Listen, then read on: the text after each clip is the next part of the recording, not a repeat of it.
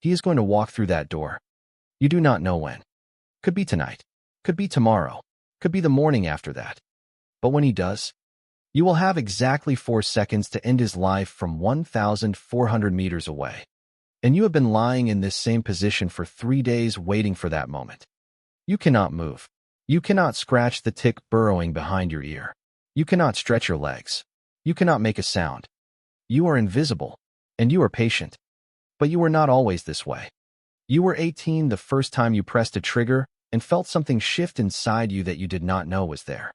Open rifle range. Crosswind gusting from the right. Sun in your face. Every other recruit fighting the conditions. You were not fighting anything. You watched the range flag. Not waving. Snapping. There is a difference, and something in you already knew what it meant. You adjusted your sight without being taught to. Your breathing slowed without effort. Your finger found the trigger like it had been there before. 240 out of 250. The range coach walked over. Looked at your target. Looked at you. Said nothing. Wrote something on his clipboard and walked away. 6 months later, a staff sergeant found you. Have you ever thought about sniper school? You said yes before he finished the sentence. What came next was indoctrination. 35 Marines. 2 weeks. 60% would not survive it. The first morning. 4 a.m. 8 miles. 45-pound rucksack. Boots. Full utilities. For men dropped before mile 6. Not from injury. From decision. But the runs were not what broke people. What broke people was the stalk. Open field. Almost no cover. 2 trained instructors scanning every inch with binoculars. Your mission: crawl 200 meters without being seen. Fire a blank. Disappear. It took you 3 hours to move 200 meters. At one point, an instructor walked within 4 feet of you. You could see the tread on his boot. You stopped breathing. Not slow. Nothing. He scanned. He passed. You waited 40 more minutes before you moved a single inch.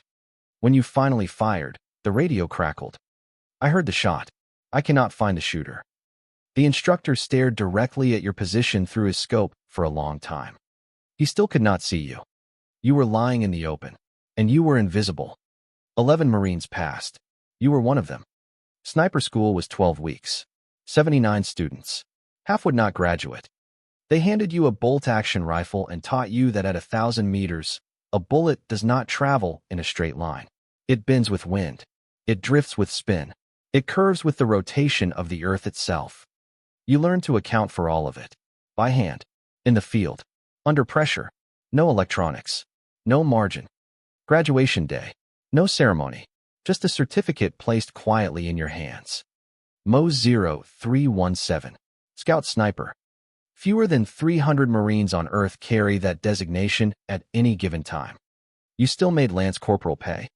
Your first real deployment killed every image you had built of what this job would look like. Rooftop. 18 hours a day behind the rifle. Cold rations in the dark. Boredom so deep it becomes its own kind of suffering. Then day 4. Pre-dawn.